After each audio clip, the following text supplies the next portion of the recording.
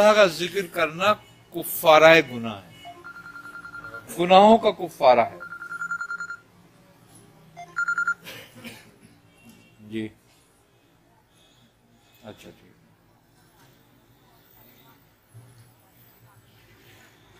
جی جی اچھا ٹھیک ہے ٹھیک ہے. ہاں ہاں نہیں نہیں صحیح صحیح صحیح ٹھیک ہے. میاں ابھی عروس بھی تھا ہمارا، الحمدللہ آپ کے خلفاء بھی بیٹھے ہیں، اور ہم تو الحمدللہ ہر جمعہ کراچی میں ہوتے ہیں تو ملتی ہے صحبت آپ کی. تو معرفت کی بات ہو رہی تو کون سا ایسا ذکر جو متلاشی ہیں معرفت کے ان کو کرنا چاہیے جس سے معرفت بھی حاصل ہو، جلدی یہ سفر بھی طے ہو، عشق مرشد بھی حاصل ہو، کیونکہ مرشد کے بغیر تو کچھ ہوتا نہیں. تو کون سا ایسا کلام، ایسے اسما اذکار جو آپ تحفۃ عنایت فرمائیں گے آج سب بیٹھے ہوئے؟ دیکھو بات یہ ہے کہ نبی کریم صلی اللہ علیہ وسلم نے فرمایا کہ افضل الذکر لا الہ الا اللہ. پہلی بات تو یہ کہ یہ سب سے اعلیٰ ذکر ہے جس کو سرکار عالم نے افضل فرما دیا، بس اس کے بعد کوئی کلام کسی کو بھی نہیں ہے. یہ افضل الذکر لا الہ الا اللہ. اس کے بعد یہ ہے کہ جو بزرگان دین نے اختیار کیا وہ کہتے ہیں کہ یہ عوام الناس کے لیے بہترین ذکر ہے کہ عوام لا الہ الا اللہ کا ذکر کریں. اب جو عوام، کیونکہ لا الہ الا اللہ کا ذکر کرایا کیوں جاتا ہے سلسلے میں، پہلی بات یہ ہے کہ شروع اس کو کیوں کیا جاتا ہے.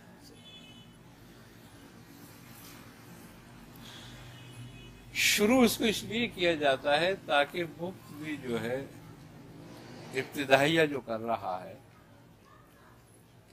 اس کے قلب میں استقامت پیدا ہو جائے، یقین پیدا ہو جائے.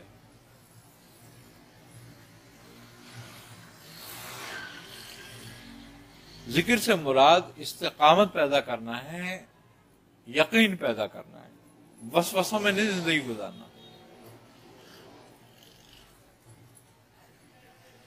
اس کا ابتدا لا سے ہے، لا الہ، نہیں کوئی معبود الا اللہ، سوائے اللہ کے. اب بیسیکلی بات یہ ہے کیا کوئی معبود ہے؟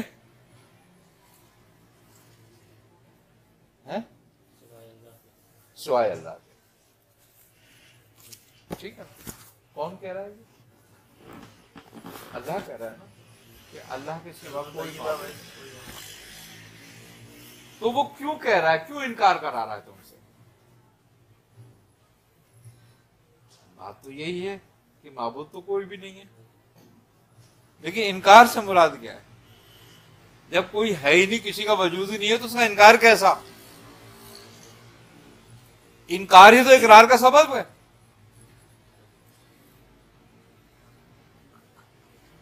سبحان اللہ، اقرار کا سبب ہے. ہاں پوزیٹو ہوا نا، جبھی تو کچھ ہے کہ ایک نیگیٹو ایک پوزیٹو ہے. تم یہ کیسے کہہ سکتے ہو کہ کوئی نہیں ہے؟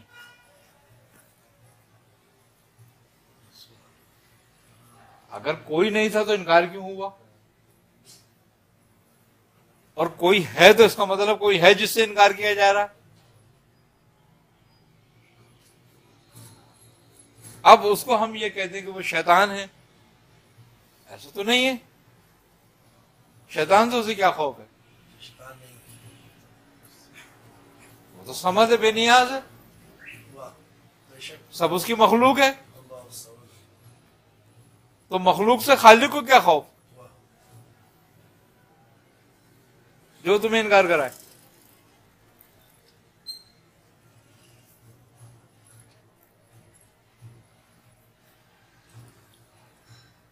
لیکن معبود حقیقی کوئی بھی نہیں ہے. معبود حقیقی ایک ہی ہے، وہ یکتا ہے. لیسا کمثلہ شیء، وہی معبود ہے بس، جس کی کوئی مثل نہیں ہے. سبحان اور جس کی مثل ہو وہ معبود نہیں ہے. بے شک. تو جب اس کی کوئی مثل ہی نہیں ہے تو پھر معبود تو وہ یکتا ہی ہے بس. اب کون سے معبود ہے جن سے انکار کرا رہا ہے؟ وہ معبود امکنائی ہے، جو امکانی معبود ہے، سب میں موجود ہے وہ.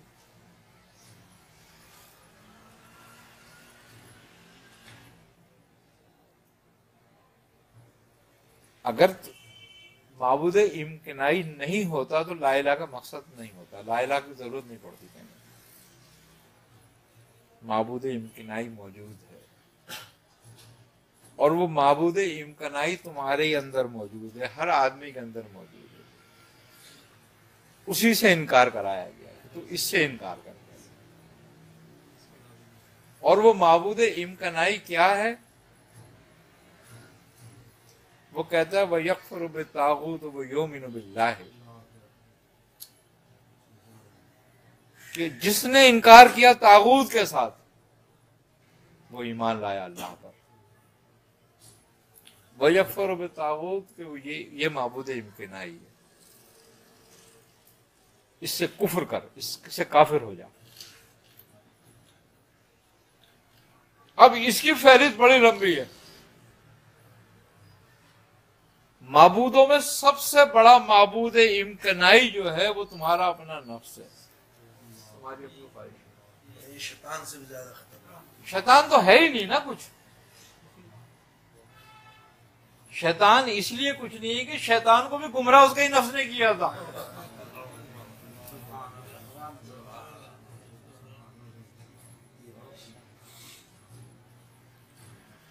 اس لیے وہ تو معبود شیطان کا بھی ہو گیا.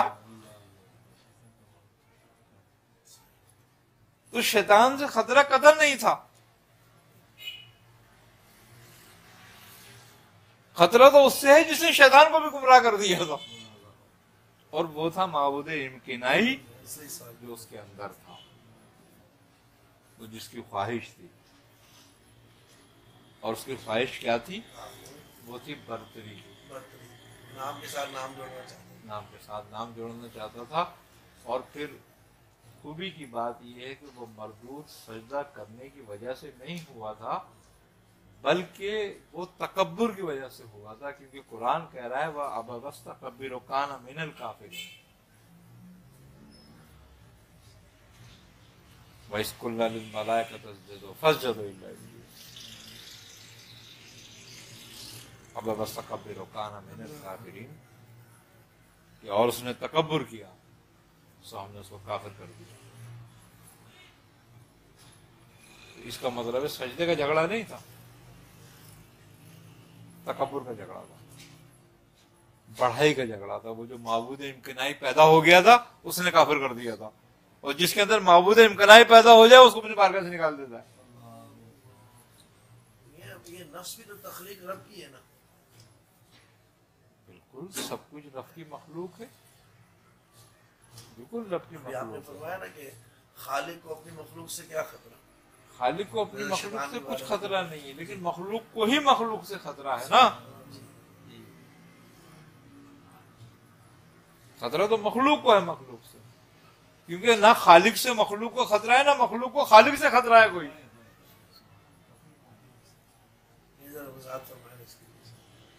تمہیں اللہ سے کیا خطرہ ہے بتاؤ؟ خطرہ نہیں تو کریم ہے، فضل فرمانے والا ہے نا. اگر تم اس کو نہیں بھی جانتے تو بھی تمہیں کیا خطرہ تھا اس سے؟ وہ تمہیں کھانا دے رہا ہے، پینا دے رہا ہے، ہر چیز دے رہا ہے، ہر نعمت دے رہا ہے، تمہیں خطرہ کس کا ہے؟ اگر تم نہیں پہچانتے اپنے رب کو کہ میرا رب کون ہے، تو بھی اگر کوئی نعمت کم ہو جاتی تو تم کہتے یار میں نے پانی نہیں دیا تھا، میری کھاد جل گئی، فصل جل گئی. یہ نہیں کہتے اللہ نے خراب کر دی. جیسے جو لوگ آج بھی اگر نہیں بھی کہتے تھے نہیں جانتے ہیں تو تمہیں تمہارے رب سے تو کوئی خطرہ نہیں، صحیح، اور رب کو تم سے کوئی خطرہ نہیں. تمہارے ہاتھ تھوڑی آنے والا ہے وہ کوئی جو خطرہ ہو جائے گا. تو خطرہ معبود مخلوق کو مخلوق سے. اچھا اب گویا نفس کیا چیز ہے؟ نفس کا خالق وہ ہے اور اسی کو وہ مطمئنہ بھی کہہ رہا ہے، اسی سے وہ راضی بھی ہو اسی رہا سے ہے، وہ راضی بھی ہے. فضیلت بھی دے رہا ہے. کہتا ہے کل نفس ذائقۃ الموت، ہر نفس نے موت کا ذائقہ چکھنا ہے، یعنی کہ نفس کو موت بھی ہے، فنا بھی ہے، ختم کھانا بھی ہے اس کو، اور یہی معبود امکنائی بھی ہے. ٹھیک ہے نہیں. اب بات ایک کلیہ ہے، یہ قدرت کا بنایا ہوا کلیہ ہے، یعنی کہ انسان کا نہیں، قدرت کا بنایا ہوا کلیہ ہے کہ جب دو چیزوں کا آپس میں ملایا جاتا ہے تو تیسری کیفیت پیدا ہوتی ہے، وہ دو نہیں رہتی پھر، وہ تیسری کیفیت ہو کر وہ ایک غالب کیفیت ہو جاتی ہے. اور وہ غالب کیفیت کیا ہوتی ہے کہ تمہارے ہاتھ میں چینی ہو اور پانی ہو. ایک مثال ہے یہ، اگر تم سے کوئی سوال کرے، تم کسی سے پوچھو کہ میرے ہاتھ میں کیا ہے، وہ کیا جواب دے گا کہ پانی ہے. اور جب تم پوچھو اس میں کیا ہے تو تم کو وہ کہے گا چینی ہے. اب تم چینی کو پانی میں ڈال دو اور اس کو گھول دو، اب پوچھو کیا ہے تو وہ کیا کہے گا کہ یہ شربت ہے. اب چینی کی حیثیت ختم ہو گئی، پانی کی حیثیت ختم ہو گئی، ایک دو چیزیں مل کے تیسری چیز پیدا ہو گئی جس کو تم شربت کہو گے. اب کوئی بھی بیوقوف سے بیوقوف آدمی اس کو پانی نہیں کہے گا پانی ہے.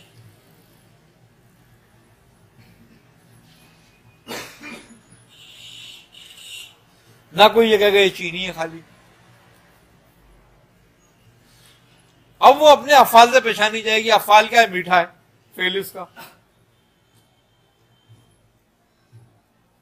اور حیثیت میں کیا ہے، یہ شربت ہے.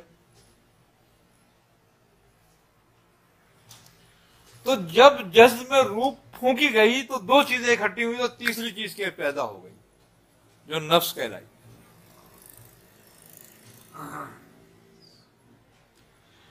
یہ جسم اور روح کا ملاپ نفس کہلایا. نفس خود پیدا نہیں ہوا، الگ سے کوئی چیز نہیں ڈالی گئی. جب روح کو جسم میں داخل کیا کہ دو چیزیں آپس میں ملی تو ایک تیسری کیفیت پیدا ہوئی جو نفس کہلائی. اور جب روح کو جسم سے الگ کر دیا جاتا ہے تو تیسری کیفیت ختم ہو جاتی ہے. وہ اپنی اثرات، باقی کیا رہ جاتا ہے، کچھ بھی نہیں رہتا. کل نفس ذائقۃ الموت، کہ موت ہو گئی نفس کو، کہ وہ جس سے الگ ہو گیا تو تیسری کیفیت جو پیدا ہوئی تو ختم ہو گئی. آپ فرماتے نا سب چیز کیفیات کا نام ہے. اب وہ کیفیت ختم ہو گئی، وہ روح رہ گئی ہے، مٹی ہو گیا، جو مٹی تھی مٹی میں مل گئی، نفس ختم ہوا.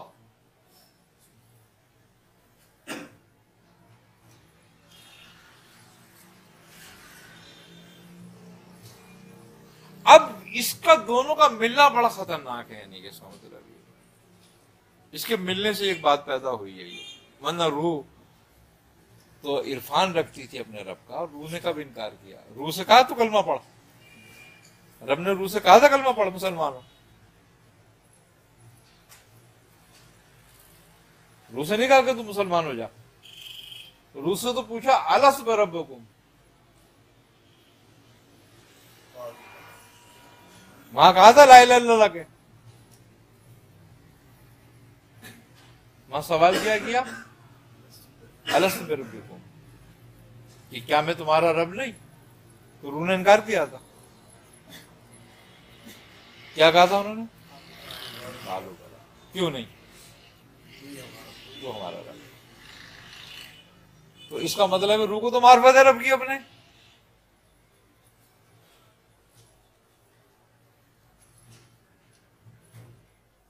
اس لیے وہاں کلمہ نہیں پڑھوایا گیا.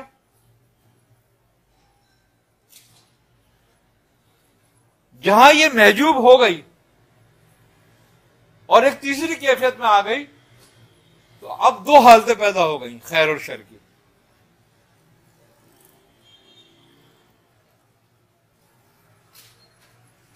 تمہارا قلب جو ہے یہ دو حصوں میں تقسیم ہو گیا، خلق اور امر میں. اس کا ایک حصہ خلق ہے اور ایک حصہ امر ہے.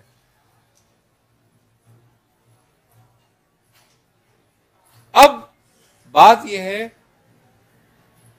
کہ اب تمہاری روح پر غلبہ خلق کا رہتا ہے یا امر کا رہتا ہے؟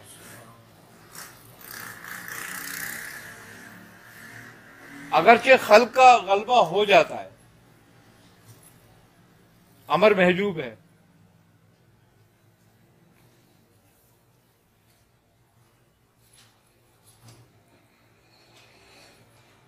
کیوں کہ نفس ظاہر کو جانتا ہے اور اس کی خواہش کرتا ہے.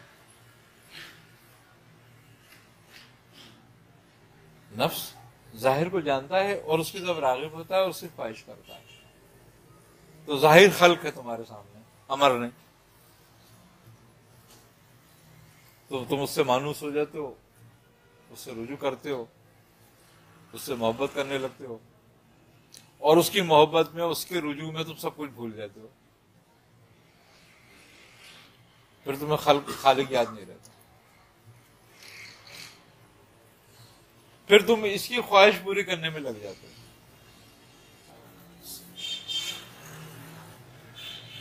یہی معبود امکنائی ہے.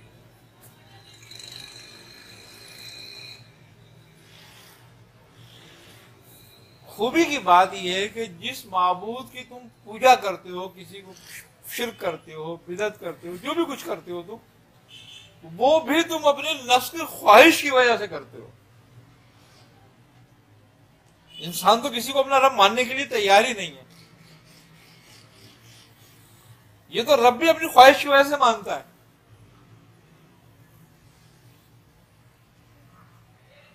کہ جہاں سے اس کی خواہش پوری ہو جائے وہی اس کا معبود ہے. اسی کو بڑا مان لیتا ہے، اسی کو حاضر روا مان لیتا ہے.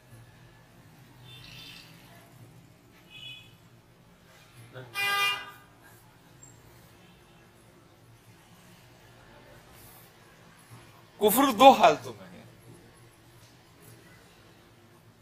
ایک سریان، ایک خفیان. سریان کفر تو ظاہر ہے، لیکن جو مخفی کفر اور شرک ہے یہ بڑا خطرناک ہے. اور کلمے سے مراد مخفی کفر سے ہے. کیوں کہ یہ کفر حقیقی، یہ باطل نہیں ہوتا. کفر ظاہر باطل ہو جاتا ہے.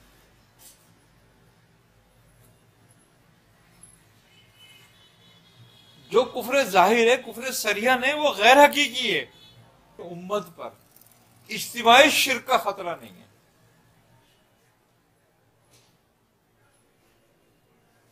میری امت اجتماعی مشرک نہیں ہوگی،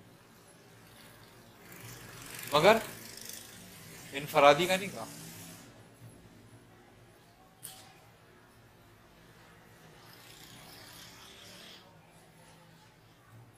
اگر حقیقت کی نظر سے دیکھو تو یہ سریحن کافر نہیں ہے، لیکن یہ خفی مشرک ہے.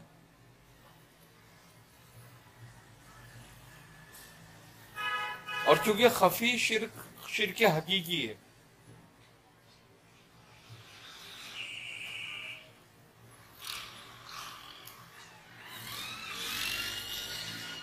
اس لیے کہا وَيَكْفُرُ بِالطَّاغُوتِ، کہ کفر کر طاغوت کے ساتھ. یعنی کہ اپنی خواہشات کو بدل دے، ان سے کفر کر لے، ان کو حق کی طرف موڑ دے کہ کوئی عبادت کے لائق نہیں، یعنی کہ کوئی خواہش پیروی کے لائق نہیں ہے سوائے اللہ کے.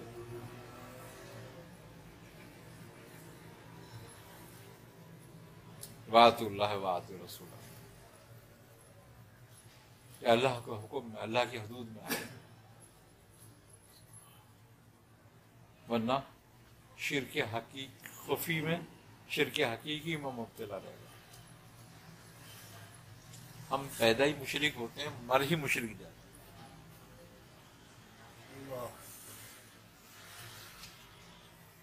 جس نے صریحاً کفر سے ایمان توبہ کری اور وہ ایمان لایا تو وہ ظاہراً ایمان والا ہو گیا،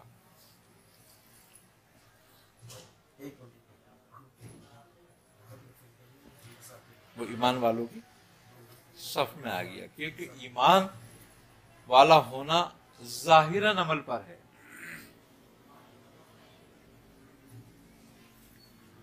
مگر جس نے مجاہدہ کیا اور اس نے اپنے نفس کو قابو کیا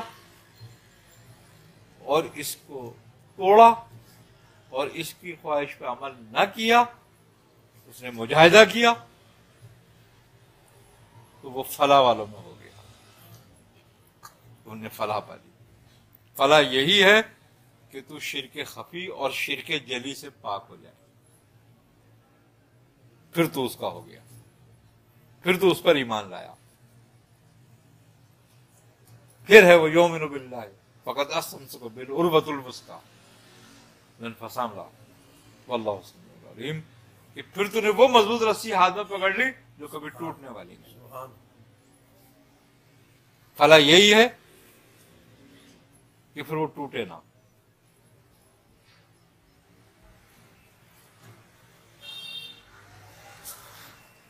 آئی نہ سمجھ بات؟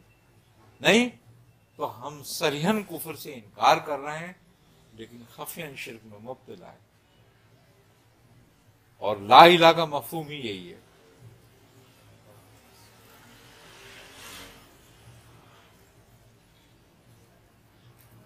کہ خطرہ معبود امکنائی سے ہے، معبود حقیقی کوئی دوسرا نہیں، معبود حقیقی وہی یکتا ہے۔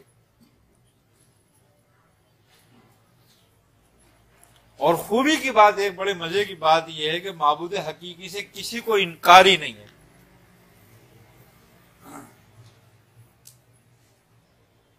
کوئی دنیا میں ایسا آدمی ہو جو اللہ سے انکار کرے؟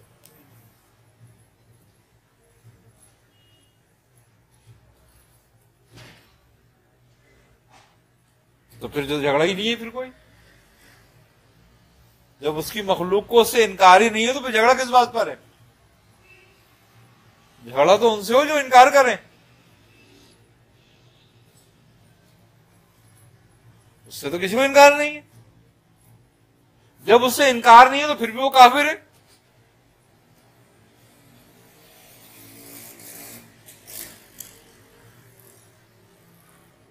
وہ انکار کر کے بھی کافر نہیں ہے،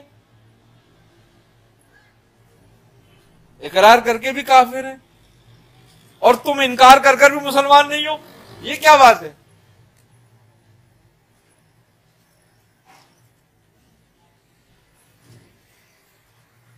کیونکہ حالت میں دونوں ایک ہی ہو، ایک سرین کفر میں مبتلا ہے، ایک خفی شرک میں مبتلا ہے۔ اچھا، بڑا کافر یہ ہے جو شرک خفی میں مبتلا ہے، وہ بڑا نہیں ہے۔ کیوں بڑا نہیں ہے وہ، اور یہ بڑا کیوں ہے؟ اس لیے کہ وہ توبہ کر کے مسلمان ہو سکتا ہے، یہ کبھی توبہ ہی نہیں کرے گا اس پر، یہ اس کو اپنا حق سمجھتا ہے، صحیح سمجھتا تو انکار ہی نہیں کر سکتا، وہ اس سے انکار کرا رہا ہے، یہ اس سے انکار کر،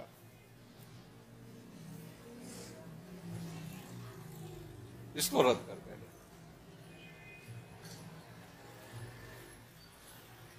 نفس کی کتنی حالتیں ہیں؟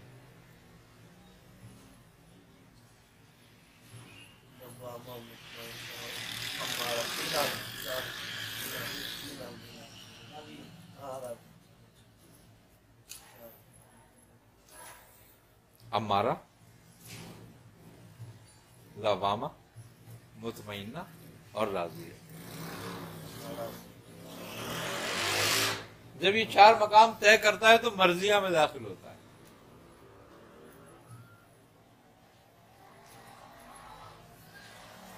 اور جب وہ مرضیہ میں داخل ہوتا ہے تو کہتا ہے ارجی، پلٹ جا۔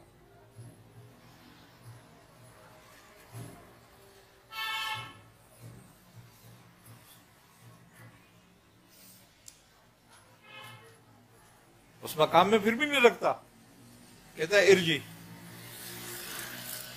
پلٹ جا۔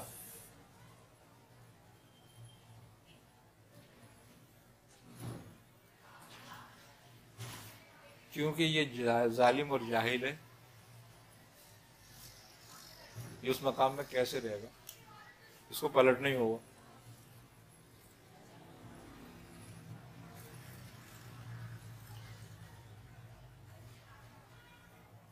تو جب ہم وہ مقام طے کر کے راضیہ میں داخل ہوتے ہیں نا، تب ہم اس مقام میں آتے ہیں جو لا الہ کا مفہوم ہے۔ ابھی الا اللہ کا نہیں ہوا، الا اللہ کا مقام تو مرضیہ میں ہے۔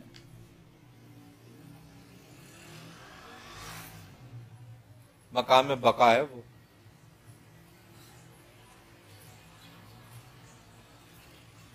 سارے مقام لا الہ میں ہیں۔ کیوں؟ کہ ایک بات کا انکار، ایک بات کا اقرار۔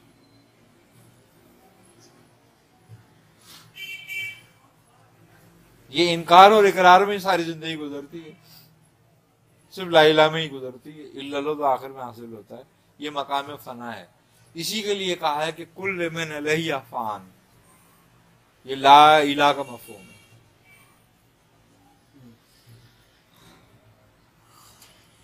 وَيَبْقَهُ وَجْهُ رَبِّكَ ذُو الْجَلَالِ وَالْإِكْرَامِ، یہ الا اللہ کا مفہوم ہے۔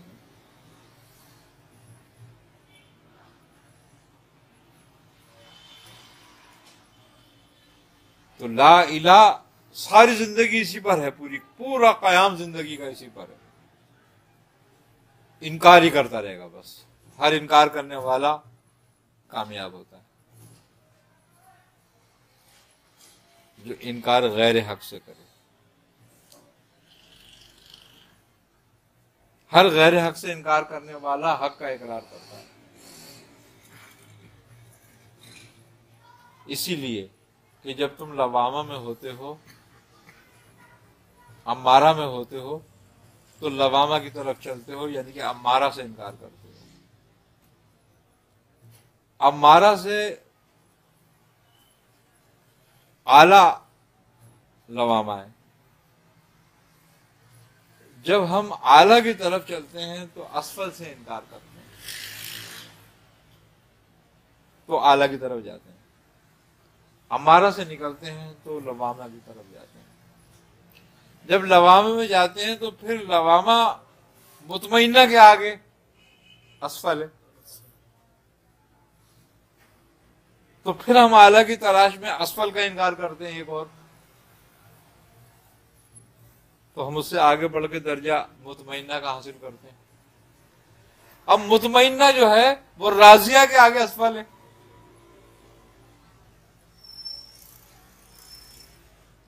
تو چونکہ ہم حق کے لیے حق ایک کا انکار کر رہے ہیں، اب امارہ لوامہ کے آگے غیر حق ہے، اور لوامہ مطمئنہ کے آگے غیر حق ہے، اور مطمئنہ راضیہ کے آگے غیر حق ہے۔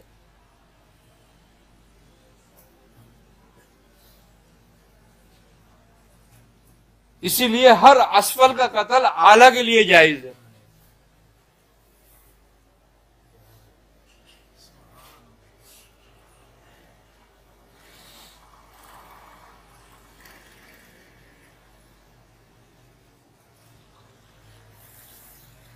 تو ابھی تو ہم لا الہ میں پھنسے ہوئے، تو الا اللہ کب آئے گا؟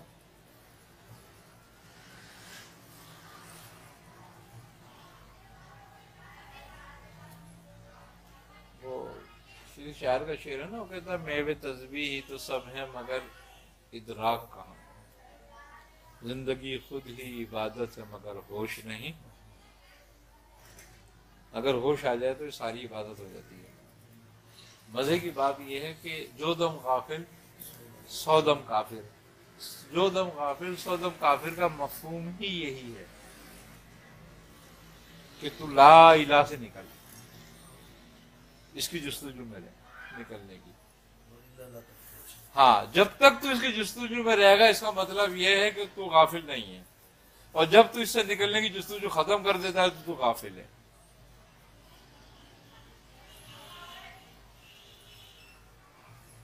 اور جو غافل ہوئے وہ کافر ہوئے۔ کیوں؟ کہ غافل انقطاع میں آ جاتا ہے، وہ منقطع ہو جاتا ہے. عاصی غافل نہیں ہوتا, اسے اسیاں کی فکر رہتی ہے اس لیے عاصی ہوتا ہے. لیکن غافل ساری فکریں چھوڑ دیتا ہے, غافل ہو جاتا ہے, وہ کافر ہو جاتا ہے. تو جو دم غافل سو دم کافر کا مراد یہ لا الہ ہے.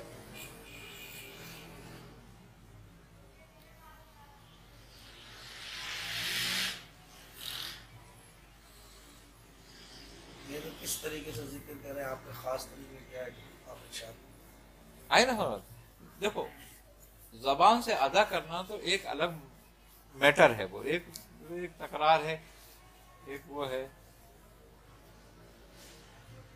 کولی کا گدھا اور گھوڑا یا اونٹ یا بیل, چلتا رہے وہی چلتا رہے وہی چلتا رہے وہی, اور جب پٹی ہٹائی تو اس نے کہا لے میں تو سارا دن چلتا رہا تھا, یہ تو یہ کھڑا ہوں.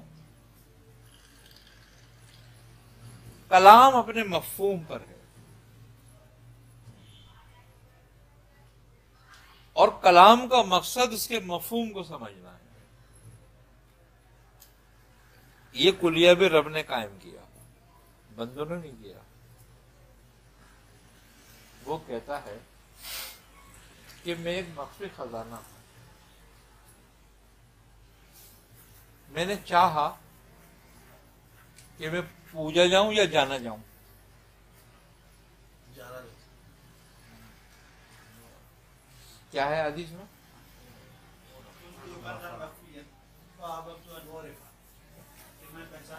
میں پہچانا جاؤں.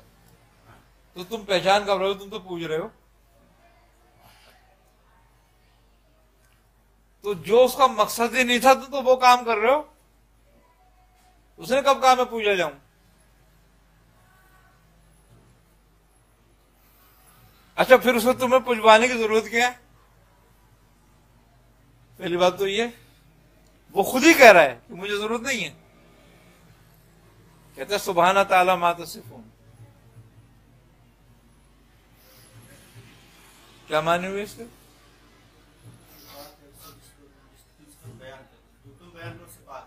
جو تم اس کی توصیف و تعریف بیان کرتے ہو وہ اس سے پاک ہے.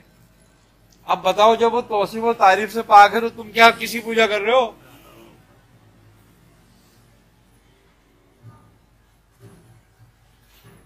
بھائی تم تو اسی کے لیے ہو نا جس کی ضرورت ہو,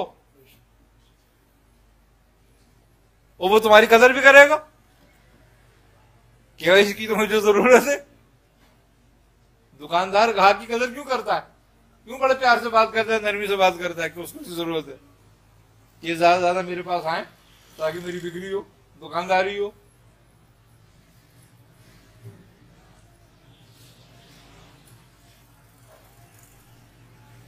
شیطان تمہاری فرمائشیں بہت صورت کے ساتھ کیوں پوری کرواتا ہے؟ تاکہ تم اس کی طرف راغب ہو, کیونکہ اس کو تمہاری ضرورت ہے نا. لیکن جو تمام اس تعریفوں سے اور توصیفوں سے پاک ہے, بارہ تر ہے, جو تم اس کے بیان کرتے ہو, تو اس سے تمہاری کیا ضرورت رہ گئی؟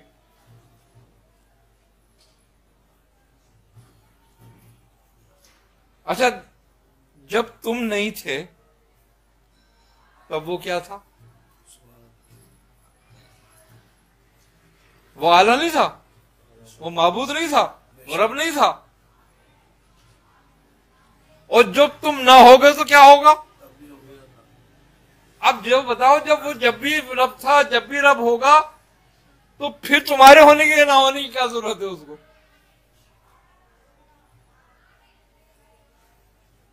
تو تم تو کام ہی الٹا کر رہے ہو, غلط کر رہے ہو. تم تو پوجنے میں لگے ہوئے اس کو. جو پوجنے کی چیز نہیں ہے, وہ تو جاننے کی چیز ہے. اس نے تو جستجو میں ڈالا ہے تمہیں کہ صحیح کر مجھ تک پہنچنے کی جستجو کر میں کون ہوں, پہچان مجھے میں کون ہوں.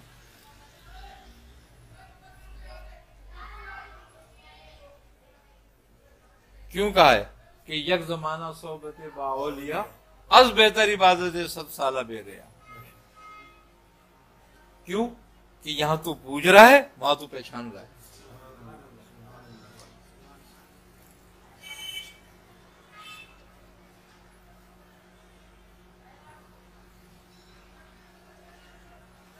پھر وہ صلہ پجاریوں کو پوجنے کا دیتا ہے اور پہچاننے والوں کو دوستوں کا. جس نے اس کو پہچانا اس کا دوست ہے.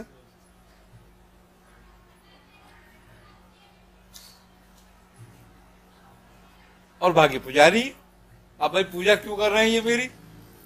کیا ان کا مقصد ہے کہ لے جنت دے دو ان کو؟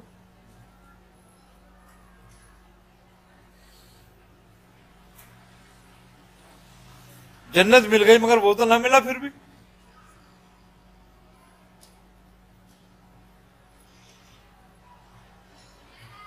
جنت تھی کس کی اور جنت تھی کس کے لیے؟ میں جنت کے لیے نہیں ہوں، جنت میرے لیے ہے. اور میں جس کے لیے ہوں وہ رب ہے.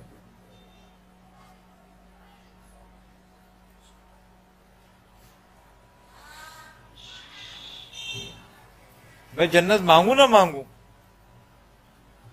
طلب کروں نہ کروں، مجھے حاجت ہو نہ ہو، لیکن مجھے میرے رب کی حاجت تو ہمیشہ ہے. تو میں اسی کو پہچاننے کی جستجو میں نہ لگ جاؤں. اس سے بہتر کہ میں جنت کو پہچانوں. اب رہ گئی بات قرآن میں جو ذکر کیا اس نے تو فطرت انسانی کے تحت کیا. انسان کی فطرت ہے یہ سودا کرے.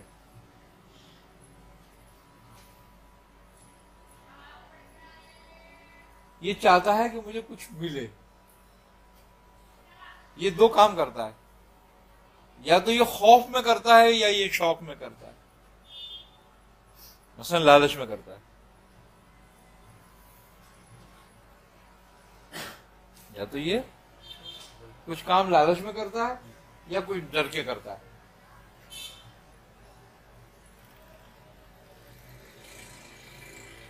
اب سعودی عرب میں کوئی سنگل نہیں توڑتا.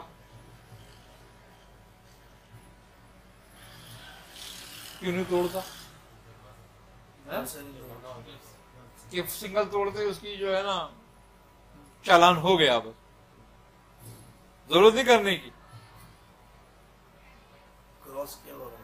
کراس کی اور ہو گیا چالان، اب اس کے گھر پہنچ جائے گا. اس نے بھرنا ہی بھرنا. خوف ہے نا اس لیے نہیں کرتا کہ آج 200-300 روپے جائیں گے لہذا 1 منٹ صبر کر لو. اب یہاں پر کیوں نہیں رکتے؟ یہاں خوف ہی نہیں ہے.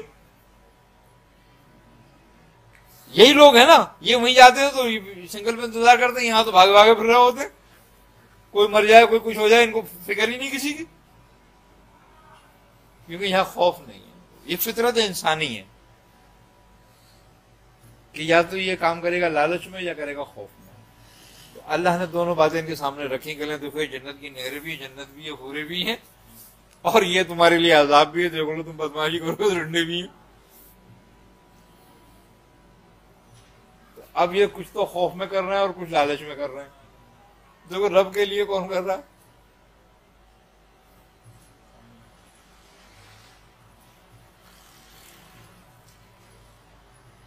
ایک ہوتی ہے مراد کے لیے آنا اور ایک ہوتا ہے سرکار کے لیے آنا. ایک آدمی کسی بادشاہ کے پاس جاتا ہے تو یا تو اس کی محبت میں جاتا ہے یا اس کی مراد کے لیے جاتا ہے یا اس کے خوف میں جاتا ہے. اب اگر کوئی خوف میں جاتا ہے تو بادشاہ کو پتا ہے تو ڈر کے مارے آیا تو اس سے ویسے ہی بات کرے گا. جو مراد کے چکر میں جائے گا لالچ میں وہ اس سے ویسے ہی بات کرے گا. لیکن جو بادشاہ کی محبت میں گیا ہوگا اسے نہ خوف ہو نہ لالچ ہو اس سے ویسی بات کی جائے گی. بات تینوں سے ہی ہو رہی ہے تو وہ جزا تینوں کی دے گا. لیکن افضل کیا ہے؟ اس کی محبت، اس کے لیے کرو جو کچھ کرنا. تو بات یہی ہے کہ لا الہ کا مفہوم جو ہے ساری عمر چلتا ہے. اب رہ گئی بات ہمارے ذکر کرنے کی، تو ہم ذکر کیا کریں؟ ہمارا ذکر کا مقصد ہی یہی ہونا چاہیے پہلے تو کہ جب آدمی ذاکر ہوتا ہے اور ذکر کے لیے بیٹھتا ہے، جب وہ لا کہتا ہے اور لا کھینچتا ہے تو نفی کرتا ہے اپنے نفس سمیت تمہارے تمام جہانوں کی، سب کچھ کرتا ہے. لا میں ساری یہی نفی ہوتی ہے، سارا یہی تصور ہوتا ہے کہ سب کچھ فنا ہے، کل من علیہ فان میں ہے وہ. اب وہ جتنی دیر اس میں لا میں رہے، چاہے وہ لمحہ ہی ہو، اور جب وہ اللہ کی طرف مارتا ہے تو صرف وہ یب کہو وجہ رب میرا رب باقی ہے. تو جب آدمی اس تصور سے اور اس کو رکھ کر ذکر کرتا ہے تو وہ کہتا ہے میں تیرے گمان کے مطابق ہوں. ایک جگہ کہتا ہے کہ انسان کو وہی ملتا ہے جس کی وہ صحیح کرتا ہے، تمنا کرتا ہے. تو جب تم اس تصور میں جب ذکر کرتے ہو، اس تصور میں جب ذکر کرو گے تو وہ دنیا کو، تمہاری خواہشوں کو فنا کر دے گا اور وہ باقی رہ جائے گا. تمہارے اندر سے آٹومیٹک جب آدمی آگ جلاتا ہے تو پھر سب کچھ جل جاتا ہے. اگر آگ لگا دو اس کمرے میں تو جو کچرا ہے وہ بھی جل جائے گا اور جو قیمتی سامان ہے وہ بھی جل جائے گا، کمرہ صاف ہو جائے گا پورا. تو تم اس میں قیمتی اور کچرا باقی مت رکھو کہ کیا قیمتی اور کیا کچرا ہے، اس کو باقی مت رکھو، بس لا الہ کی ذات میں لے آؤ.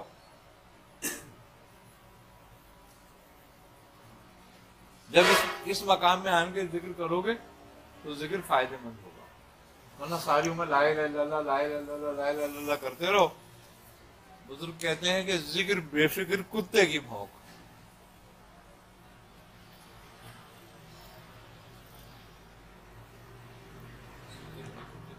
کتے کی بھونک یعنی کہ کتا بھی تو رات بھر بھونکتا رہتا ہے، کچھ نتیجہ نکلتا ہے اس کو بھونکنے کا؟ نہیں نکلتا. مسافر آ رہے جا رہے ہوتے ہیں کہنے تو بھونکتا ہی رہتا.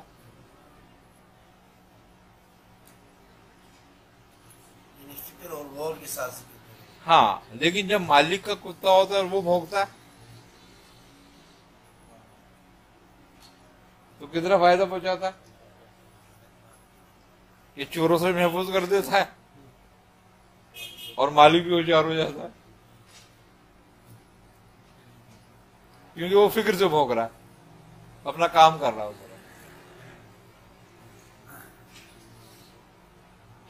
یہی حالت ہے ذکر میں کہ ذکر فکر کے ساتھ کرو، اور فکر یہی ہے کہ تم کیوں کر رہے ہو، مفہوم کیا ہے اس کا مقصد کیا ہے، پہچانو اس کو، جانو اس کو.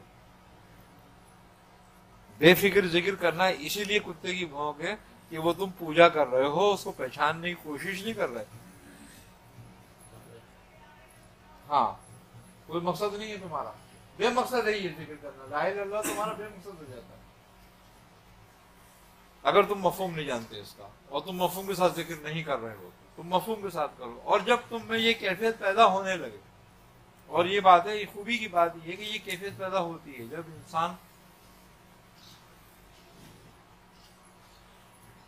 ایک پروگرام کے ساتھ ذکر کرتا ہے، اس کو ایک ذہن میں پروگرام ہوتا ہے، اس کے ساتھ جب ذکر کرتا ہے تو اس پروگرام کا ظہور ہوتا ہے.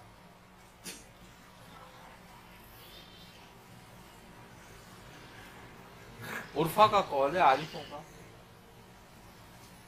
کہ عارف اپنا رب آپ ہے، اس کا کوئی رب نہیں ہے نا. اس لیے کہ اس کی معرفت خود تخلیق کرتی ہے سب کچھ.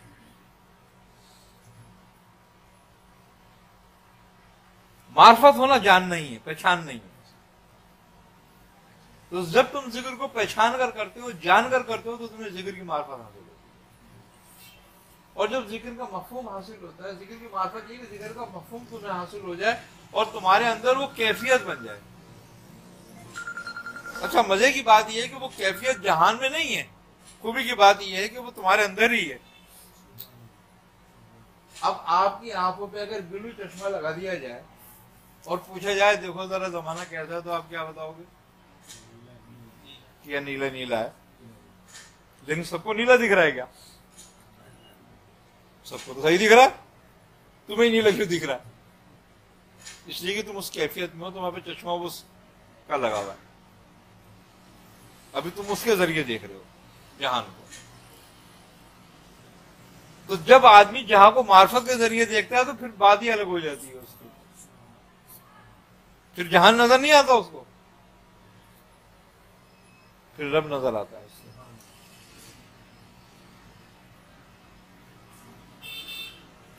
پھر وہی کیفیت ہوتی ہے، وہ کہتا ہے جدھر دیکھتا ہوں ادھر تو ہی تو ہے.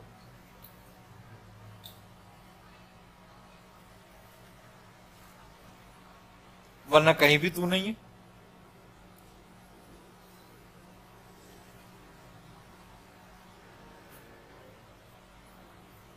اور جہاں وہ نہیں ہے وہاں عبادت بھی نہیں ہے. مزے کی بات یہ ہے، وہ عبادت ہی ساہوں نہیں جہاں وہ نہیں ہے.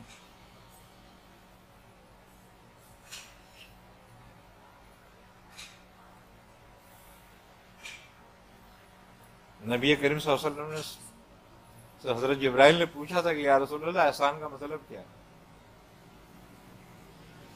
تو آپ نے کیا فرمایا؟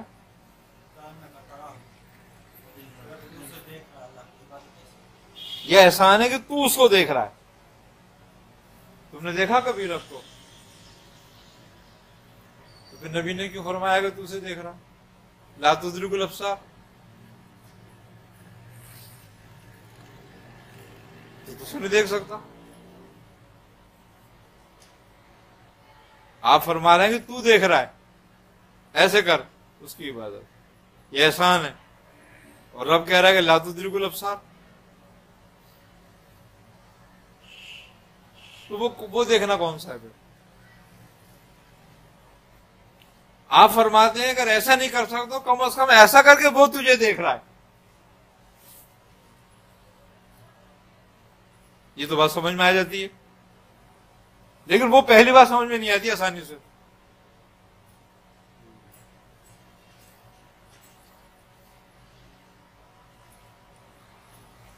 بڑی معرفت ہے اس بات میں. وہ کہتا ہے تو مجھے آنکھوں سے نہیں دیکھ سکتا، اس لیے کہ آنکھوں پر میرا ہاتھ ہے. وہ تو بڑی بات ہے، وہ تو رب ہے. وہ ہماری سمجھ میں کیا آئے گا؟ جو ہماری سمجھ میں نہیں تو وہ ہماری دیکھنے میں کیا آئے گا؟ پہلی بات ہے یہ. اس نے تم پہ ثابت کر دیا کہ تم مجھے نہیں دیکھ سکتے، نبی کے سائے کو تمہارے سے پوشیدہ کر کے.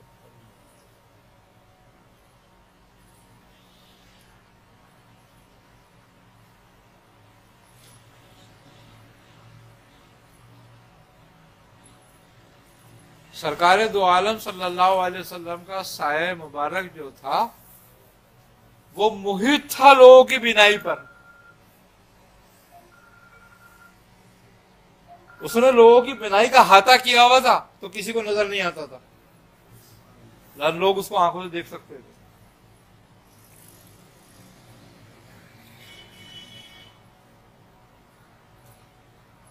جس سے کوئی یہ نہیں کہہ سکتا کہ آپ کا سایہ تھا یا نہیں تھا. لیکن لوگوں کا قول بیان یہ ہے کہ آپ کا سایہ نہیں تھا. اس لیے نہیں تھا، اگر تم سے پوچھو کہ رب موجود ہے، کہیں نظر آ رہا ہے، تم کیا کہو گے؟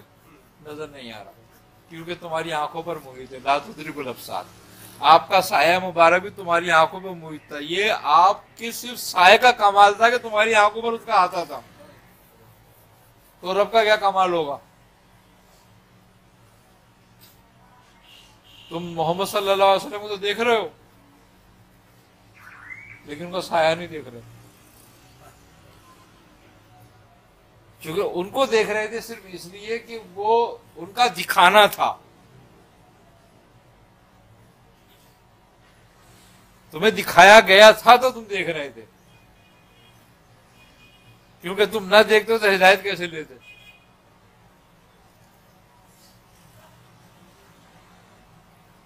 اور جس چیز سے تمہیں ہدایت کی ضرورت نہیں تھی تمہیں یہ دکھا دیا کہ دیکھو تمہاری بینائی پر اس کا آتا ہے.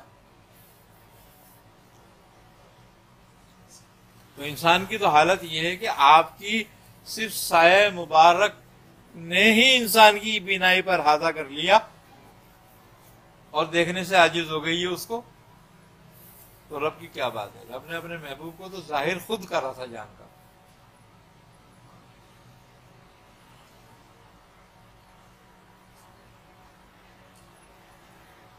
یہ مفہوم لا کا تھا،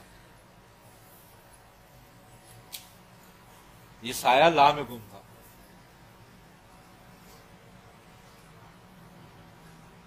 حضرت امام حسین عالی مقام ایک واقعہ ہے. ایک دفعہ آپ کی ملاقات حضرت خضر سے ہو گئی.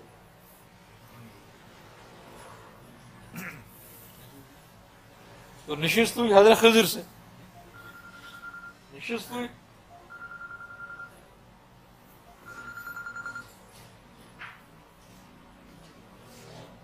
علیہ السلام.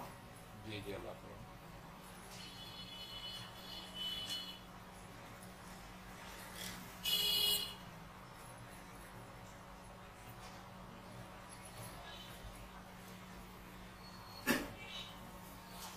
اچھا ٹھیک ہے جی آ جائیں.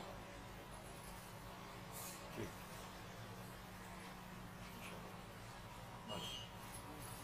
تو وہ جب آپ کی ملاقات ہوئی تو بات ہونے لگی معرفت سے. تو آپ نے باتوں باتوں میں بات ہوتی رہی.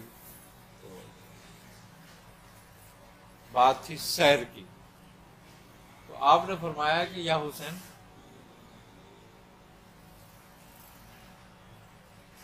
مجھ سے کائنات کی کوئی چیز پوشیدہ نہیں ہے. میں تحت ذرا سے لے کے عرش عظیم تک دیکھ سکتا ہوں. کس کا دعویٰ تھا یہ؟ حضرت خضر علیہ السلام نے کہا صحیح ہے. آپ نے فرمایا کہ میں چھپتا ہوں. کیا؟ آپ مجھے ڈھونڈو. آپ نے فرمایا ٹھیک ہے.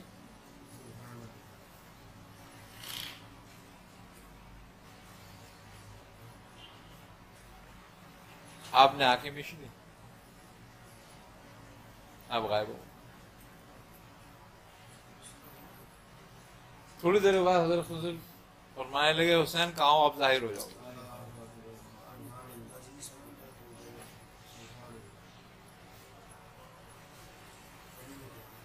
آپ ظاہر ہوگا. آپ نے فرمایا کہ اے امام، میں نے آپ کو 33 ذرا سے لے کے عرش عظیم تک دیکھا، لیکن آپ کہیں نہیں تھے. آپ کہاں تھے؟ آپ نے فرمایا کہ میں لا میں تھا. ان کا بے شک آپ سچ فرماتے ہیں.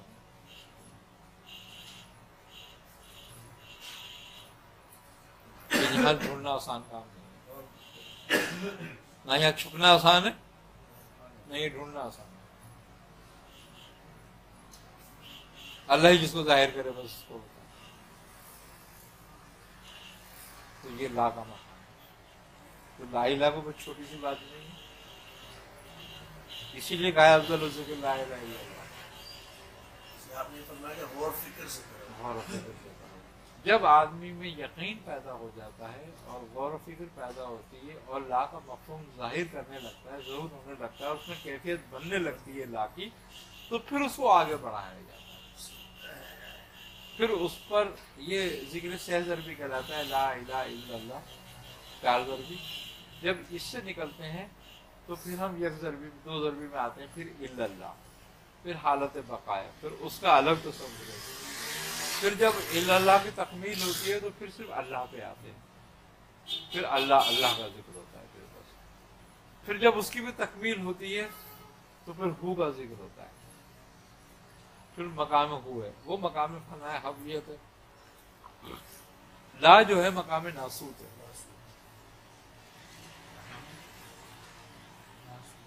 مقام ناسوت ہے، اور مقام ناسوت سے انکار لازم ہے.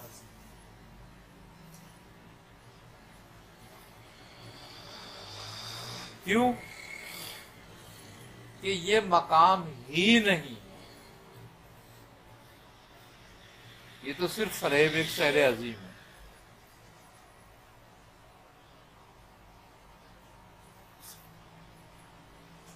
آئی نا سمجھ میں؟ اسی لیے اللہ کے مقام میں ہے کہ جب تم اس سے نکلتے ہو، انکار کرتے ہو تو اس سے نکلتے ہو. پھر اگلا سلسلہ شروع ہوتا ہے. اگلا سلسلہ ہے الہ کا. یہ مقام ملکوت ہے.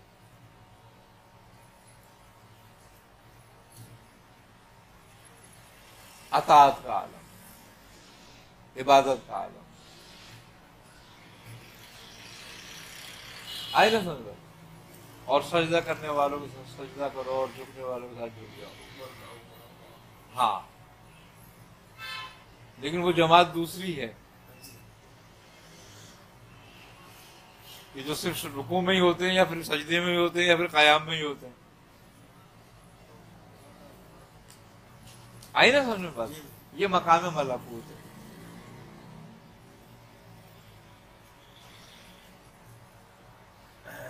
آئی نا سمجھ بات؟ وہ کلام دو حالتوں میں ہے. ایک حالت عوام الناس کے لیے ہے، ایک خواص کے لیے ہے، وہی کہ قیام کرنے والے ساتھ قیام کرو، جھکنے والا جھک جاؤ، رکوع کرنے والے رکوع کرو. وہ حالت دو حالتوں میں ہے. ایک عوام الناس کی ہے، یعنی کہ لوگوں کے ساتھ مسجدوں میں نمازیں پڑھنے کا کام، اور ایک خواص کا ہے کہ جو ملائکہ کی صف میں ہوتے ہیں. یہ مقام، ہاں مقام الہ ہے. الہ ملکوت کا مقام ہے. یہ جب الہ سے نکلتے ہو تو مقام الہ ہے، یعنی کہ اقراری. جو مقام جبروت ہے، جو انبیاء علیہ السلام کا مقام ہے، یا ارواح انبیاء ہوتی ہیں. یہ مقام، ہاں یہ مشاہدے کا مقام ہے.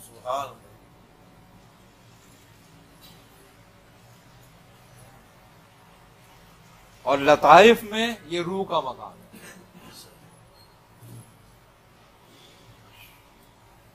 لطائف میں یہ روح کا مقام ہے، کیونکہ لطائف میں لا کا مقام نفس کو فنا کرنے کا، الہ کا مقام عبادت یعنی کہ قلب کا ہے، اور الہ کا مقام روح کا ہے، یعنی کہ ارواح کا مقام. یہ انبیاء کی ارواح کا مقام ہے، مقام جبروت ہے. اور اللہ جو ہے، اللہ جو ہے، یہ مقام لاہوت ہے، مقام بقا ہے. کچھ کہتے ہیں یہ مقام فنا ہے، کچھ جبروت کو مقام بقا کہتے ہیں، کچھ کہتے ہیں نہیں یہ مقام بقا ہے، یعنی کہ معائنے کا مقام ہے. معائنے کا مقام ہے، جو مقام سر ہے لطائف میں.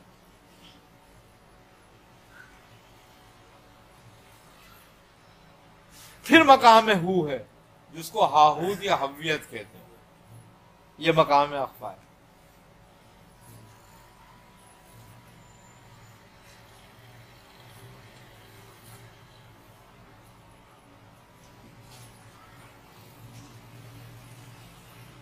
آئی نا سمجھ؟ یہاں کچھ نہیں.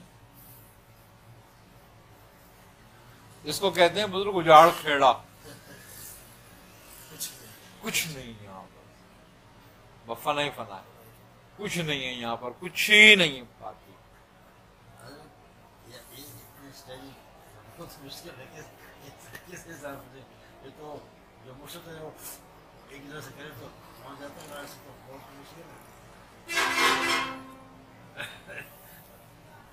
بالکل مقام مشکل ہے. حضرت سید احمد کبیر کچھ میں ایک بزرگ تھے. یہ حضرت مخدوم جلال الدین جہانیہ جہاں گشت رحمۃ اللہ علیہ کے صاحبزادے تھے.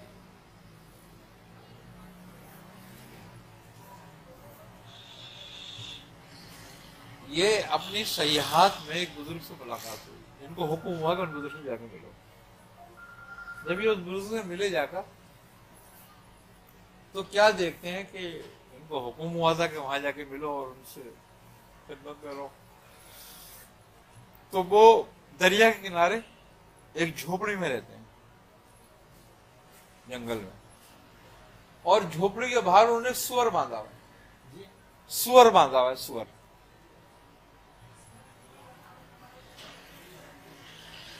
اب انہوں نے دیکھا کہ حکم تو یہیں کا ہے، لیکن یہ سور کیوں باندھا ہوا ہے دروازے پہ؟ اب یہ جب اندر پہنچے، اس دروازہ دستخط دی، وہ بزرگ باہر آئے، انہوں نے دیکھا ان کو، کا سید احمد، حضرت آپ کو میرا نام پتا؟ آپ مجھے جانتے ہیں؟ آپ نے فرمایا نہیں، پہلی بار دیکھا ہے میں نے تمہیں، لیکن جس نے تمہیں بھیجا انہوں نے تمہارا نام بتا دیا۔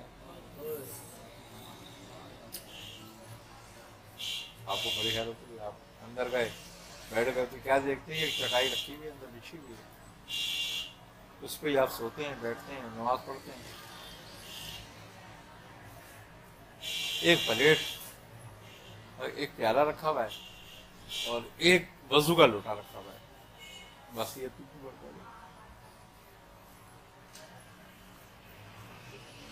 عصر کی نماز کا وقت ہوا تو آپ نے ان بزرگ نے سید احمد کبیر سے کہا، لوٹا اٹھایا آپ نے ان بزرگ نے، اور وہ گئے دریا پہ، انہوں نے پانی بھرا اس لوٹے میں اور لا کے سور کے آگے رکھ دیا۔ سور نے اس میں سے پانی پیا۔ آپ گئے، آپ نے وہ پانی پھینکا اور وہ لوٹے کو کھنگالا اور اس میں پانی بھرا اور آ گئے اور کہا، لو سید احمد کبیر وضو کر لو۔ آپ تو بڑے فقیہ بھی تھے، عالم بھی تھے، آپ نے کہا نہیں حضرت میں جا کے دریا پہ کر لوں گا۔ ہم نے دیکھا انہوں نے ابھی زور کو پانی پلایا اس میں سے۔ آپ نے کہا نہیں کر رہے؟ نہیں میں دریا پہ کرنا، دریا پہ تکلیف ہوگی تمہیں جا کے کرنے پہ، یہیں کر لوں گا۔ نہیں میں وہ کر لوں گا، کوئی بات نہیں۔ آپ نے کہا اچھا بھائی ٹھیک ہے، آپ وہاں کر لو۔ آپ نے اسی لوٹے سے وضو شروع کر دیا، وضو کر لیا آپ نے، یہ وضو کرے وہ دریا سے وضو کر کے آ گئے۔ اب یہ بڑے شیشوں پنج میں کہ ان کا وضو تو ہوا ہی نہیں ہے۔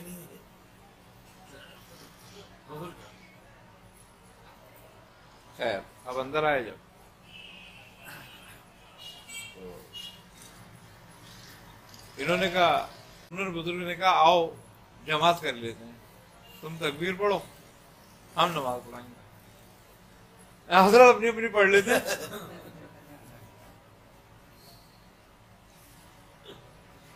انہوں نے کہا بھائی 2 آدمی جماعت ہو سکتی ہے؟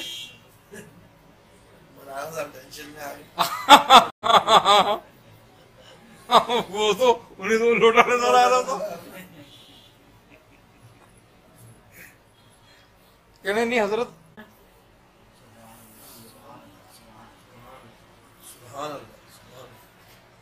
اب دیکھ رہے ہیں بڑے بڑے انبیاء اور اولیاء کاملین موجود ہیں، سبحان اللہ، وہاں نماز پڑھ رہے ہیں، اور یہ بھی اسی صف میں کھڑے ہوئے نماز پڑھ رہے ہیں، وہ بھی بزرگ بھی صف میں موجود ہیں، اور آپ آقا جو ہے نماز پڑھا رہے ہیں۔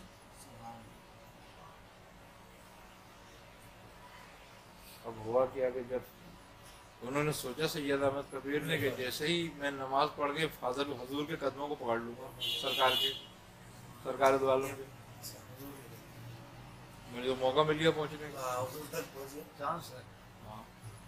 تو جیسے ہی انہوں نے ایک سلام پھیرنے کا جو دوسرا سلام پھیرا تو اسی کوٹیا میں تھے۔ ارے انہوں نے کہا حضرت یہ کیا؟ انہوں نے کیا ہوا مولانا، کیا پریشانی ہے؟ انہوں نے کہا وہ بیت المعمور، وہ انبیاء کی ارواح، وہ اولیاء۔ کون سے انبیاء کی ارواح، کون سے اولیاء کی ارواح؟ بھائی تمہارا کچھ تکلیف ہے، کوئی پریشانی ہے؟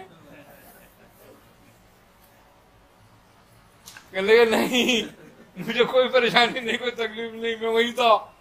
ارے انہوں نے کہا بھائی تم تو میرے ساتھ تھے۔ انہوں نے کہا میں تھا تو آپ ہی کے ساتھ۔ تو کہنے پھر وہاں کہاں پہنچ گئے تم؟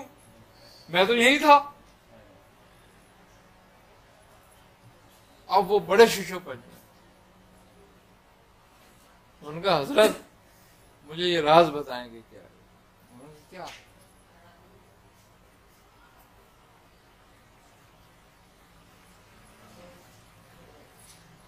آپ نے فرمایا بتائیں گے۔ اب مغرب کا اذان کا ٹائم ہو گیا، آپ نے کہا حضرت جماعت کرا لیں، آپ نے کہا اپنی اپنی پڑھو. ہاں اب جماعت نہیں ہوگی، اب تو اپنی اپنی ہوگی. اب خیر کوئی بات نہیں، مغرب کا گزرا، صبح فجر ہو گئی، پھر اپنی اپنی پڑھی. فجر میں انہوں نے کہا ان سے کہا رخصت ہو جاؤ. انہوں نے کہا حضرت مجھے یہ راز بتا دیں کیا ہے، یہ سور کیا ہے، یہ کیا ہے. آپ نے فرمایا کہ اے احمد کبیر، تمہیں ہمارے پاس بھیجا تھا، ہم تمہیں کوئی مقام عطا کرنا چاہتے تھے، کوئی نعمت دینا چاہتے تھے، لیکن تم نے ٹھکرا دی. تو انہوں نے کہا حضرت میں نے کون سی نعمت ٹھکرائی ہے، میں نے کیسے ٹھکرائی؟ آپ نے فرمایا کہ تم نے ہمارے لوٹے سے وضو نہ کر کے، ہم تمہارے لیے پانی بھر کے لائے تھے، اگر تم اس سے وضو کر کے نماز پڑھتے تمہیں وہ نعمت حاصل ہو جاتی جو تم نے دیکھی تھی. انہوں نے کہا یہ کیسے ہو سکتا ہے؟ کیوں کہ میں نے تو وضو اس لیے نہیں کیا تھا، اس نے سور نے پانی پیا تھا اس میں سے. آپ نے فرمایا تجھے پتا ہے یہ کون ہے؟ نہیں. آپ نے فرمایا کہ اے احمد کبیر دیکھو یہ میرا نفس ہے جس کو نکال کے میں نے یہاں کھڑا کر دیا، میں اس کے ساتھ تھوڑی بارگاہ سرکار میں جا سکتا ہوں، اس کو نکال کے میں نے یہاں کھڑا کر دیا. میں تمہیں اسی مقام میں لے آنا چاہتا ہوں، لیکن اب چونکہ تم نے وہ نعمت ٹھکرا دی اب نہیں مل سکتے.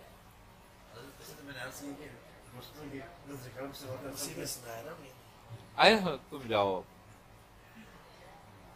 آپ چلتی ہیں. تو بات یہ ہے کہنے کی کہ نعمت اور نصیب دونوں الگ الگ بات ہے. کہتے ہیں بن مانگے ملے موتی اور مانگے ملے نہ بھیک. کسی کو بن مانگے موتی مل جاتے ہیں اور کسی کو مانگے بھوک بھی نہیں ملتی. اب رہ گئی بات دوسری ریاضت. تو ریاضت اگر محبت کے ساتھ ہے، کیا محبت کے ساتھ ریاضت، تو یہ بہت جلدی مرحلے طے ہو جاتے ہیں.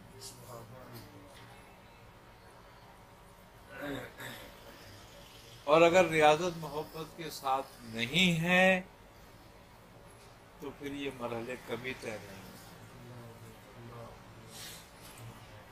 کیونکہ اس میں محبت شرط ہے. سرکار دو عالم صلی اللہ علیہ وسلم نے فرمایا کہ میں تمہارے لیے 3 چیزیں چھوڑے جا رہا ہوں. ایک قرآن، ایک سنت، اور ایک اپنے اہل بیت. بڑا راز ہے اس بات میں. قرآن حکم ہے، سنت عمل ہے، اور اہل بیت کی محبت تکمیل ایمان ہے. تو حکم کتنا ہو، عمل کتنا ہو، اگر خلوص محبت نہ ہو تو تکمیل نہیں ہوتی.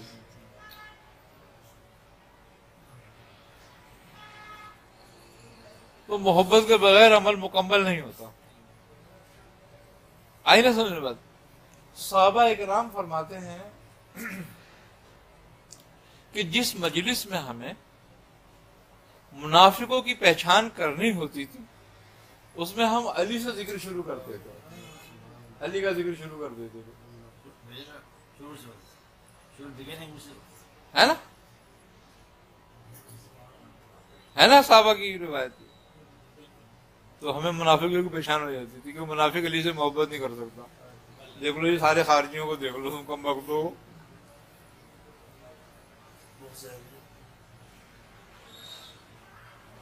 کمال بات سرکار دو عالم صلی اللہ علیہ وسلم نے فرمائی کہ اے علی تیری مثال عیسیٰ ابن مریم جیسی ہے.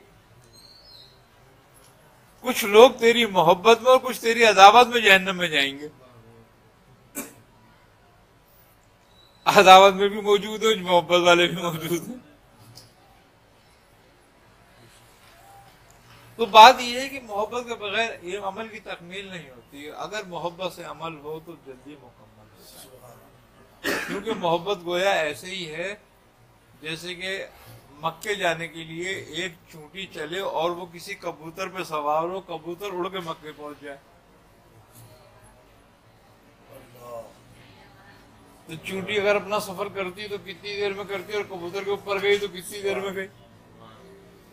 تو محبت کبوتر ہے، عمل چونٹی ہے، تو بہت جلدی یہ مقام طے ہو جاتا ہے.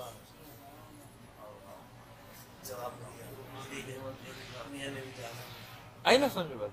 تو یہ بات ہے، بس بات یہی ہے کہ کوئی بھی عمل کرو بس اخلاص اور محبت سے شروع ہو جاؤ.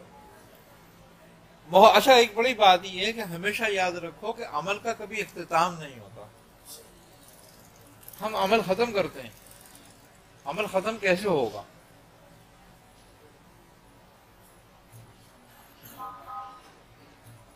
عمل تو تمہاری سانس پر ہی ختم ہوگا تمہارا. ساری زندگی جدوجہد میں لگا، عمل ہی کرنا ہے تم نے، عمل ہی کرنا ہے تم نے. ہاں، کہ اس کے راہ میں مجاہدہ کرو یہاں تک کہ تم فلاح پالو، اور فلاح تمہیں سانس نکلنے سے پہلے نہیں ملے گی. تو ہم تو اس کی ترتیب پر عمل ہی نہیں کر رہے. اس بات پر ہم تو گنتے رہتے ہیں کہ کتنے دن ہو گئے. 40 کب پورے ہو گئے؟ ارے کہاں گنتی، کیسی گنتی؟ محبت گنتی سے تھوڑی ہوتی ہے.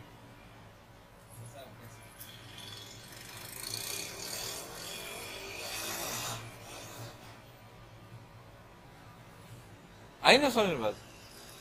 تو بات یہی ہے کہ جب تم اس سے کوئی نعمت چاہتے ہو تو پھر حساب مت رکھو، ورنہ تم ہی خسارے میں رہو گے. ہاں، وہ کہتا ہے جو مجھ سے حساب نہیں کرتا پھر میں بھی اس سے نہیں کرتا، اور جو مجھ سے حساب کرتا ہے پھر میں بھی اس سے حساب رکھتا ہوں کہ بھائی کتنا ہوا آ جا. ہاں، اور مزے کی بات یہ ہے کہ کچھ بھی نعمت نہیں ہے، ذکر خود ایک نعمت ہے. اور جب تم شروع ہو گئے تو اس کا مطلب ہے تمہیں حاصل ہو گئی. اس نے چاہا تو شروع ہو گیا. ہاں، کیونکہ یہ توفیق باللہ ہے. اپنی مرضی سے بندہ کر ہی نہیں سکتا. ہاں، وہ کہتے ہیں کہ اللہ اگر توفیق نہ دے انسان کے بس کا کام نہیں. فیضان محبت عام سے ہی، عرفان محبت عام نہیں.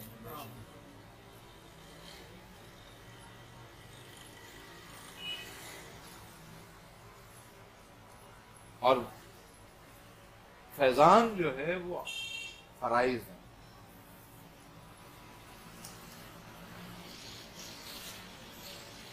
یہ عام ہے.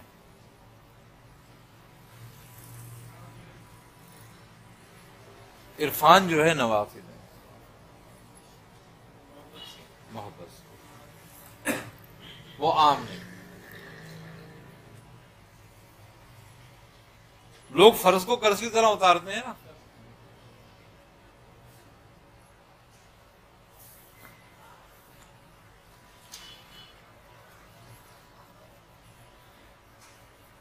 تو جب ہم فرض کو بھی قرض کی طرح اتارتے ہیں تو پھر کیا بات رہے گی؟ پھر ہم یہ کہتے ہیں کہ ہمیں تو کوئی نعمت نہیں ملی. اب بھائی جتنا تم نے قرض اتارا ہے فرض کی صورت میں، اس سے زیادہ تجھے نعمت دے چکا وہ. یہی تو اس کا شکر ادا کر لے کہ انہوں نے تجھے انسان بنا دیا.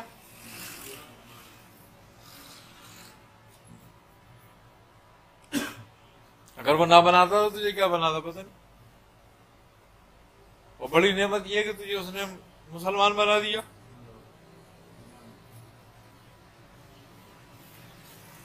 ورنہ تجھے کافر و مشرک رکھتا.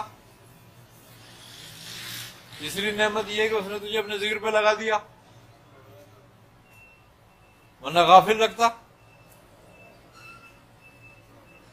بات یہی ہے کہ جو بھی ذکر کریں ہم یہ سوچ کر نہیں کریں گے کتنے دن کرنا ہے، تو یہ سوچ کر کریں کہ اب ہم نے سانس کے ساتھ ہی کرنا ہے اس کو، اور اختتام اس کا جب ہی ہوگا جب ہماری سانس نہیں ہوگی۔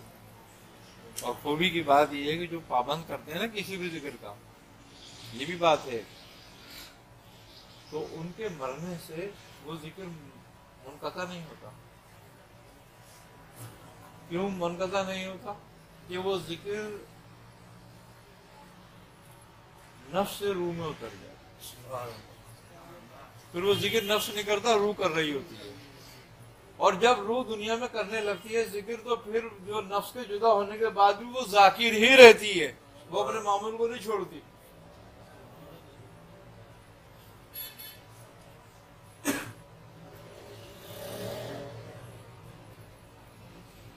اور وہ اسی حالت میں اپنے رب کے سامنے جاتی ہے، جب رب کے سامنے وہ ذکر کر رہی ہوتی ہے اس کا، تو پھر اسے نہ سوال نہ جواب نہ حساب نہ کتاب۔ ہم ممکن نہ اس سے کیا حساب لیں گے جو خود ہی ذکر میں ہو۔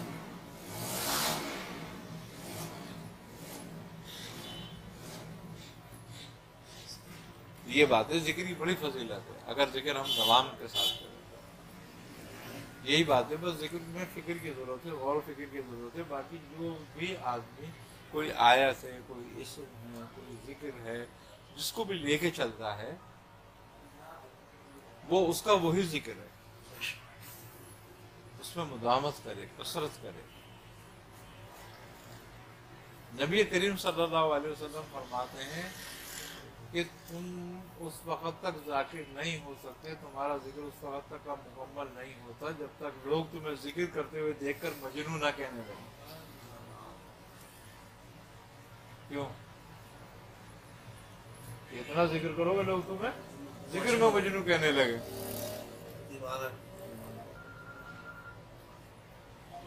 تب تمہارا ذکر ہوتا ہے، پھر ذکر کر رہے ہوتا ہے۔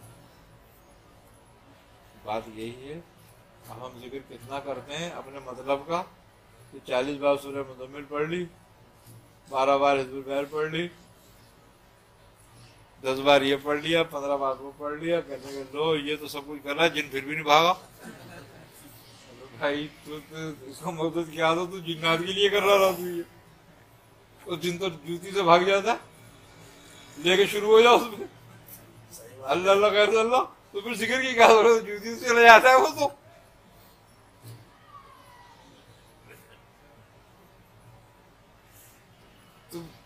اب وہ کیا کہو گے، کس کی عقل پہ داد دینے والی بات ہوتی ہے نا عقل کو۔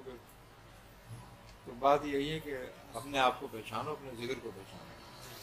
یہ چیزیں دنیاوی معاملات جو ہیں وہ تو چلتے ہی رہتے ہیں، تم نہ پڑھو نہ ذکر کرو تو بھی تمہاری دنیا کا معاملہ چلتا رہے گا۔ آئی نہ سمجھ بات؟ تم ذکر نہ بھی کرو تو بھی تمہاری دنیا کے معاملات سب چل رہے ہیں، کوئی مسئلہ نہیں ہے، کوئی پرابلم نہیں ہے۔ تو ذکر سے دنیا کی کیا معاملہ چلاؤ گے؟ ذکر تو اپنی رب کی یاد کے لیے اس کو روکو۔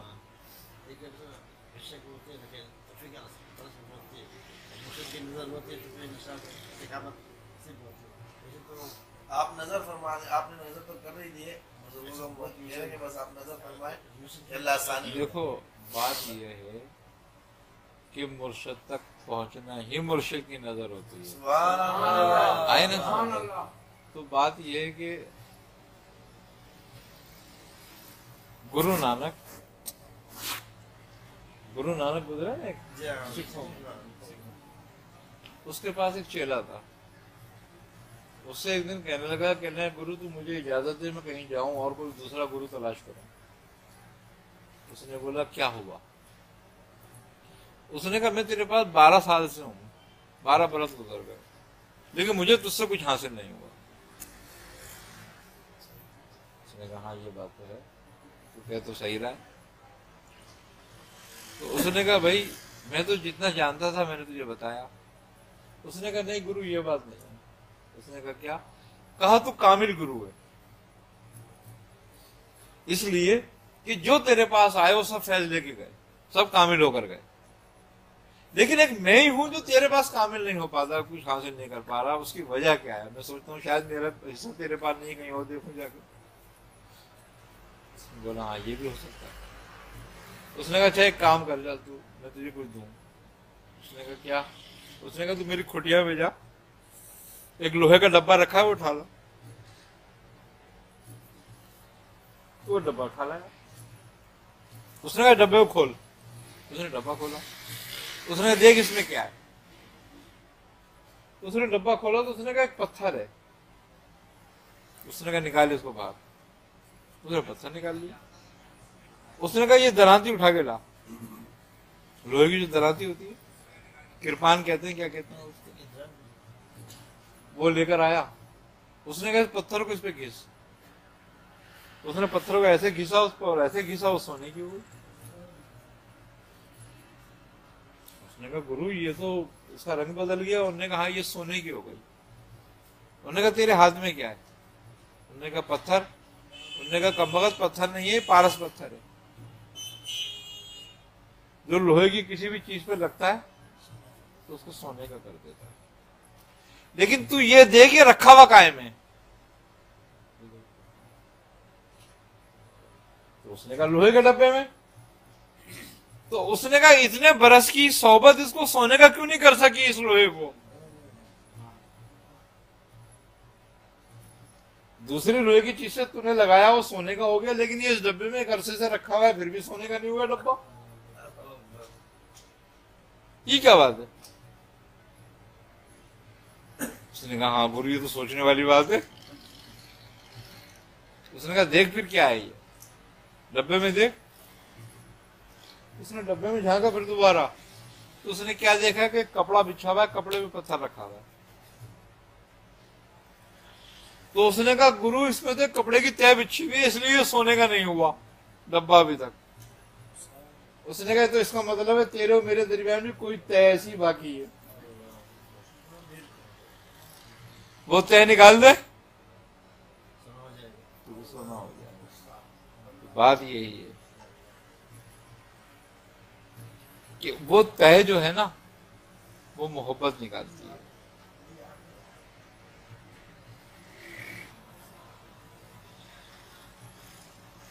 اگر ہو تو کہیں دور ہے, دور نہیں ہوتا, اور نہ ہو تو کتنی پاس ہو, پاس نہیں ہوتا.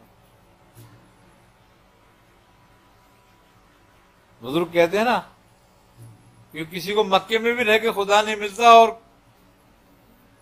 کوئی مشرق میں رہ کے خدا کو پا لیتا ہے.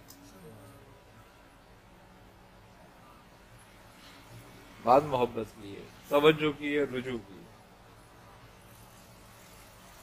اسی لیے انسان کہیں بھی ہو, کسی جگہ پر بھی ہو, وہ دور نہیں ہوتا. دوری تو میرے اندر ہے. میں جب دور سمجھتا ہوں تو دور ہوتا ہوں, جب میں دور نہ سمجھوں تو دور نہیں ہوں. میں کہیں بھی ہوتا ہوں, میری نماز ہوتی ہے, لیکن میری توجہ کس کی طرف ہوتی ہے؟ کعبے کی. کہ میں کیا کہتا ہوں کہ رخ میرا کعبہ شریف کی طرف, یعنی کہ مواجہ میرا کعبہ ہی ہوتا ہے. جب میں کعبے کی طرف منہ کر کے نماز پڑھتا ہوں تو کہیں بھی ہوتا ہوں پڑھ لیتا ہوں, ورنہ کعبے میں بھی اگر کعبے کی طرف پیٹ کر کے نماز پڑھوں تو نماز ہو جائے گی؟ نماز نہیں ہوگی. منہ کرنا شرط ہے, یعنی کہ شرط محبت ہے, کہیں بھی ہو. اگر کعبے میں بھی ہوں تو کعبے کی طرف منہ کرنا ہے, اور دنیا کے کسی حصے میں بھی ہوں تو کعبے کی طرف منہ کرنا ہے. تو بات ہے صرف توجہ کی, کہ جب تک تم توجہ میں ہو, محبت میں ہو, تو سب کچھ صحیح ہے, کوئی دور نہیں, کوئی بعید نہیں.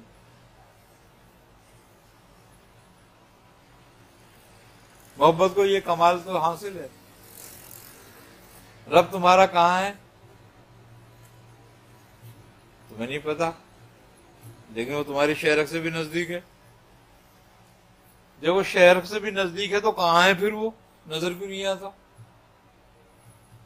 محسوس کیوں نہیں ہوتا؟ جب تمہاری آنکھ میں بال گر جائے تمہیں نظر آتا ہے؟ نہیں آتا.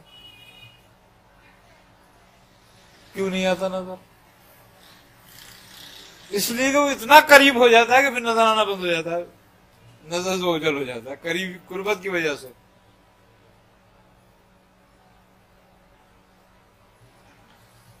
تو رب نظر سے اوجھل قربت کی وجہ سے ہے کہ وہ اتنا قریب ہے کہ نظر نہیں آتا۔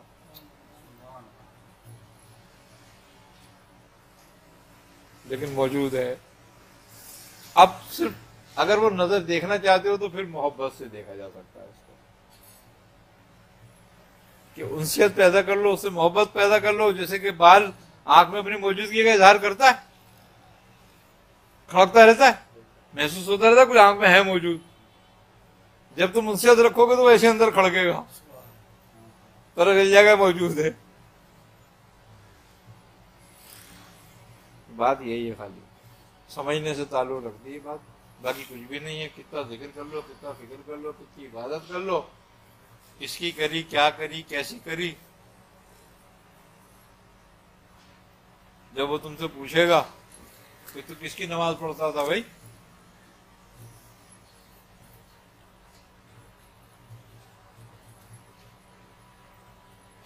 کس کے لیے روزہ رکھتا تھا بھائی،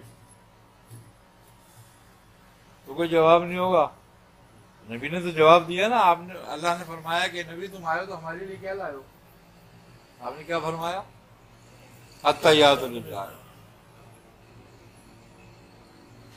اسی کے لیے کی تھی نا، تو اس نے قبول بھی کری فوراً۔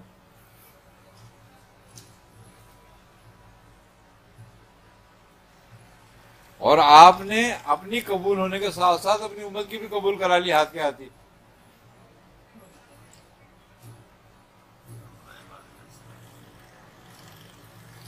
انہوں نے کہا السلام علیکم یا ایھا النبی، آپ نے فرمایا والا عباد اللہ الصالحین، جو نیک بندوں کے لیے بھی تو ہاتھ کے ہاتھ ہی قبول کرا لی وہیں پہ۔ تو بات صرف اتنی سی ہے کہ تم کر کس کے لیے رہے ہو۔ ہم تو نماز بھی پڑھتے ہیں، روزہ بھی رکھتے ہیں، سب کچھ کرتے ہیں، لیکن سب کو پتہ چلے کہ ہم نمازی بھی ہیں، ہم پرہیزگار ہیں، روزہ رکھتے ہیں۔ اچھا مزے کی بات یہ سارا اس لیے کرتے ہیں تاکہ لوگ ہم پہ بھروسہ کریں، ایسا اور بھروسہ کریں ہم ان کو کاٹ دیں بھی نیچے سے۔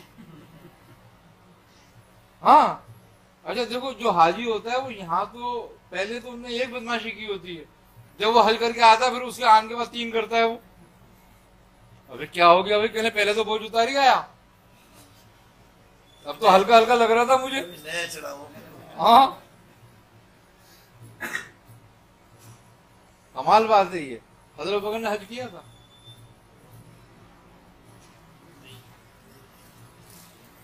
حضرت عمر نے حج کیا، حضرت علی نے کیا، سب نے صحابہ نے کیا، سرکار عالم کے ساتھ حج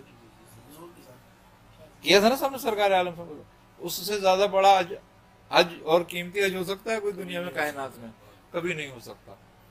ایسا حج تھا وہ کائنات کا کہ اب نہ اس سے پہلے کبھی ایسا حج ہوگا نہ اس کے بعد کبھی ایسا حج ہوگا، ایسا حج کیا۔ لیکن خوبی کی بات یہ ہے کہ ابو بکر صدیق نے کہیں بھی نہیں لکھا حاجی ابو بکر، یہاں الحاج ابو بکر ہوتے ہیں۔ حضرت عمر نے نہیں لکھا ساری عمر کے حاجی عمر، یہ تو لکھا ہوا ہوتا کہ حاجی عمر بن خطاب۔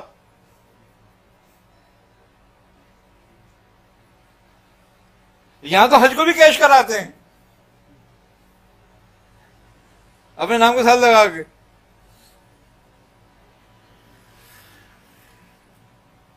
اب یہ بتاؤ کہ یہ کون سے کفر میں مبتلا ہے؟